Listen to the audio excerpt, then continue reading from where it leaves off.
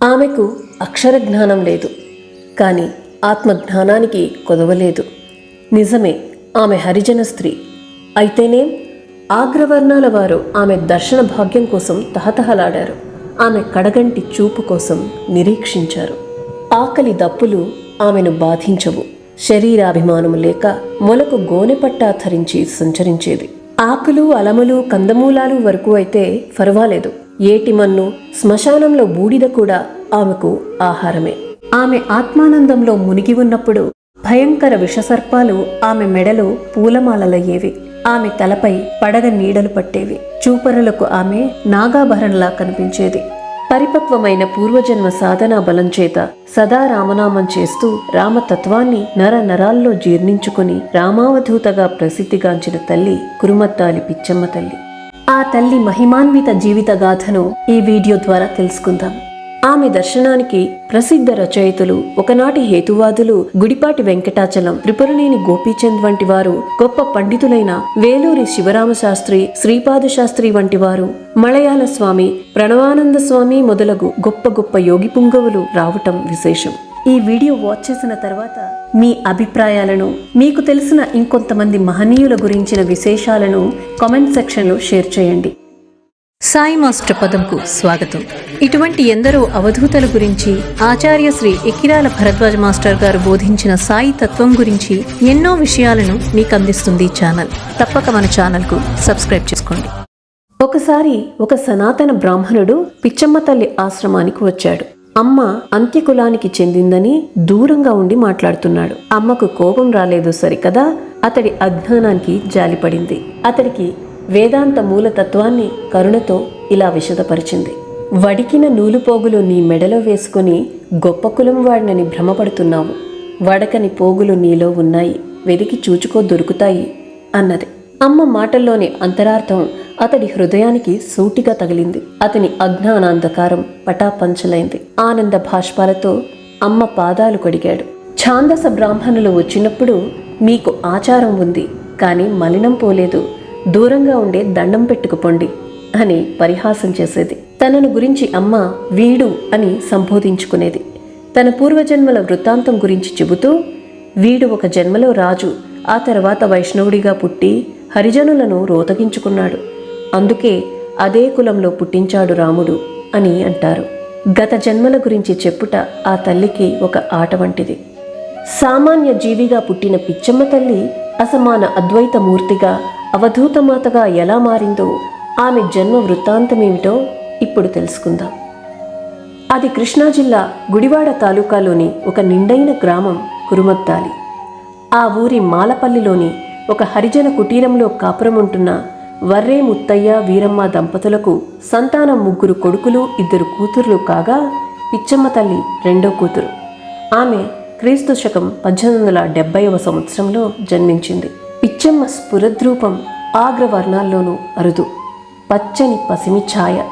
పూర్వజన్మ సాధనా సంపత్తి ఆమె వెన్నంటి వచ్చింది. అది ఆమె బాల్యంలోనే ప్రకటం కాసాగింది. చిన్నతనంలో తోటి పిల్లలతో ఆడుతూ ఆడుతూ అకస్మాత్తుగా మంత్రముగ్ధవలే పడిపోయేది. పాడుతూ పాడుతూ పరవశంతో గొంతు మూగబోయేది.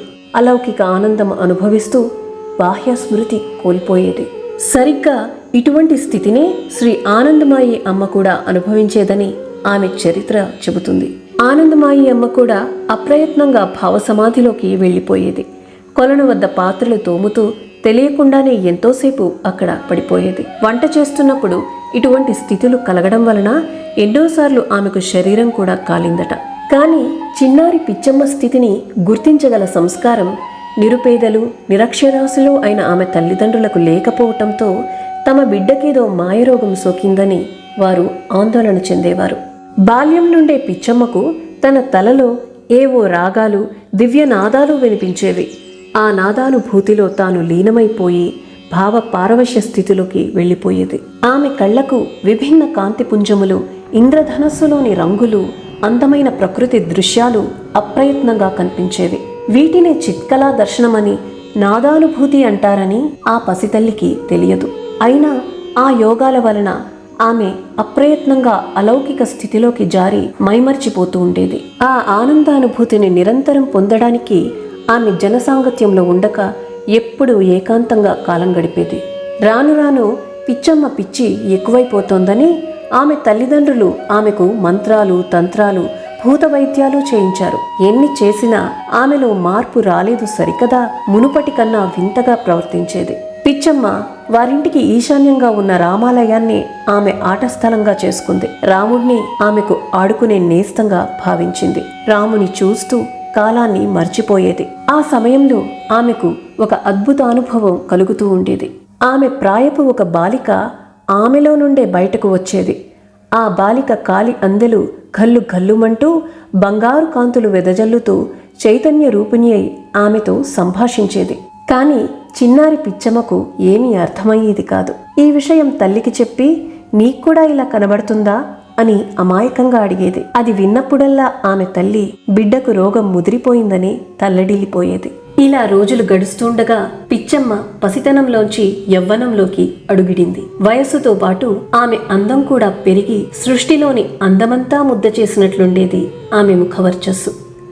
ఆజానుబాహువు, సమోన్నత శరీర సౌష్ఠవం, తదేకంగా చూడాలనిపించే దివ్యకాంతి ఆమెది. పెరిగి పెద్దదైన ఆమె చేష్టల్లో ఏమాత్రమూ మార్పు రాలేదు. లోకులు ఆమెను పిచ్చి పిచ్చమ్మ అని పిలవసాగారు. పెండ్లి చేస్తే పిచ్చి కుదురుతుందన్న బంధువుల సలహా మేరకు తుమ్మలపల్లి గ్రామ వాస్తవ్యుడైన నీలం శోభనాద్రి అనే యోగ్యునికిచ్చి పిచ్చమ్మకు మనవు చేశారు. పెళ్లయిందాకా రామాలయం ఆమె ఏకాంతానికి విడిదే అయితే, పెళ్లయ్యాక గొడ్లచావిడి ఆమె ఏకాంతానికి ఆవాసమైంది.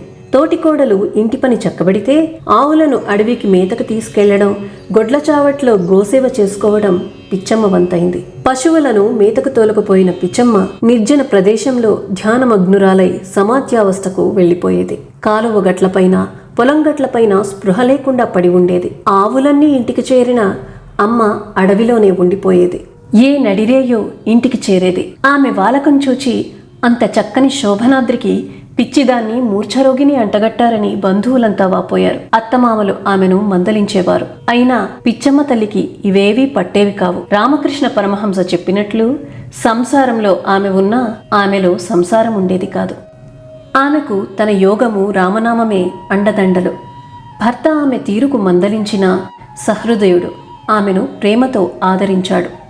కొన్నాళ్లకు పిచ్చమ్మ గర్భవతి అయింది. అయితే ఆమె యోగ సంపూర్ణం చెందడం అనే విధి బలీయంగా ఉన్నదేమో, భగవంతుడు ఆమె భవబంధాలను ఒక్కొక్కటి తెంచివేయనారంభించాడు. ఆమె 4వ నెల గర్భంగా ఉన్నప్పుడే భర్త శోభనాద్రి అకాల మరణం చెందాడు. 9 నెలలు నిండగానే పిచ్చమ్మ పండంటి ఆడబిడ్డను కన్నది. ఆ బిడ్డకు భాగ్యం అని పేరు పెట్టుకుంది. బిడ్డకు నెల నిండగానే తన భర్త ద్వారా సంక్రమించిన ఆస్తిని మరుదులకిచ్చేసి పుట్టినిల్లు చేరింది. తల్లిదండ్రులు ఆమెకు మారుమనువు చేస్తానంటే ఉగ్రరూపం దాల్చింది. దాంతో ఆ ప్రసక్తి ఆగిపోయింది. ఎంత మహోన్నత యోగస్థితిలో ఉన్నా మిగిలి ఉన్న కొంత ప్రారబ్ధము, తీర్చుకోవలసిన రుణానుబంధము ఉన్నవి కాబోలు పిచ్చమ్మ తల్లి తన బిడ్డను పోషించుకోవటానికి కూలి పనికెళ్లటం మొదలుపెట్టింది. బిడ్డను అల్లారుముద్దుగా చాకింది. ఆమె చేసే కూలి పనిలో కూడా ఆమె నేర్పు, ధర్మం, నీతి, నిజాయితీ ప్రతివారిని ఆకర్షించేది. అందరూ కోరి కోరి ఆమెనే పనికి పిలిచేవారు. ఆమె ముఠా మేస్త్రిగా కూడా వ్యవహరించేది. అయితే ఆమె ముఠాలో అందరూ ధర్మంగా నడుచుకోవాల్సిందే. ఆమె ఆజ్ఞ సుగ్రీవాజ్ఞ. పిచ్చమ్మ తల్లి మురిపాల మూట భాగ్యం పెరిగి పెద్దదైంది. ఎదిగిన కూతుర్ని తన అన్న కుమారుడికిచ్చి వైభవంగా పెళ్లి చేసింది. కానీ భాగ్యం వైవాహిక జీవితం 3 నాళ్ల ముచ్చటైంది. పిచ్చమ్మకు లేని సౌభాగ్యం ఆమె కూతురికి కూడా లేకుండా పోయింది. పెళ్లైన కొన్ని దినాలకే భాగ్యం భర్త కోటయ్య మరణించాడు. వైధవ్యంతో పుట్టింటికి తిరిగొచ్చింది భాగ్యం. కొంతకాలానికి పిచ్చమ్మకు ఇష్టం లేకపోయినా తన అక్క పోరు పెట్టి భాగ్యానికి మరో పెళ్లి చేసింది. భాగ్యంకు ఈ పెళ్లి కూడా కలిసి రాలేదు. ఆలు మగల మనసులు కలవలేదు. పిచ్చమ్మ తల్లి అల్లుణ్ణి బంగారంలా చూసుకునేది. అయినా ఏం లాభం? అత్త భర్త కలిసి భాగ్యాన్ని విపరీతంగా సాధించారు. అత్తింట్లో బాధలు భరించలేక పుట్టెడు దుఃఖంతో తల్లి వద్దకు చేరేది. కానీ పిచ్చమ్మ తల్లి తన బిడ్డకు సీతమ్మ కష్టాలు వినిపించి సర్ది చెప్పి తిరిగి అల్లుని వద్దకు పంపించేది.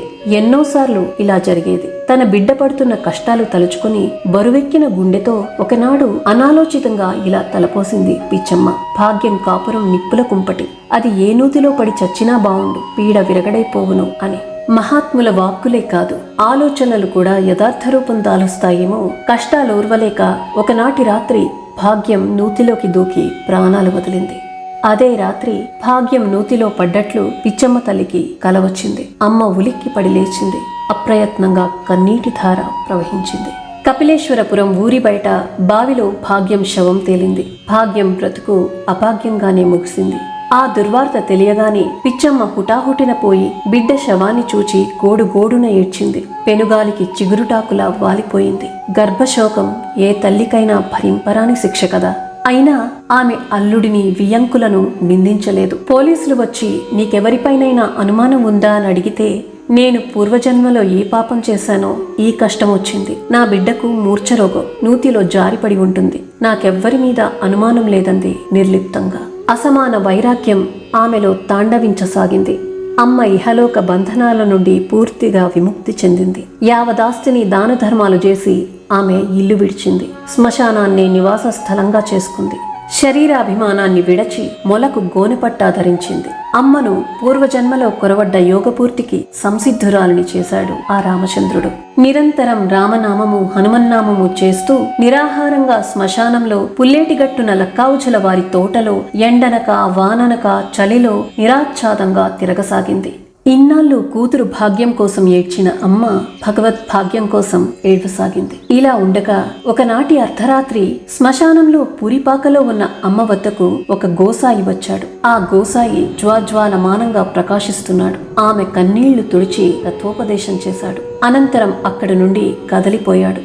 అమ్మ ఆయన కోసం ఎంత వెతికినా కనిపించలేదు. ఆయన ఉపదేశం ఆమెకు నూతనోత్తేజం ఇచ్చింది. తన రాముడే అలా సాక్షాత్కరించాడని గుర్తించింది. అమ్మ అలా శ్మశానంలో నిరంతరం తిరుగుతూ ఉండటం వలన అయిన వాళ్ళంతా ఆమెకు పూర్తిగా పిచ్చెక్కిందని వదిలేశారు.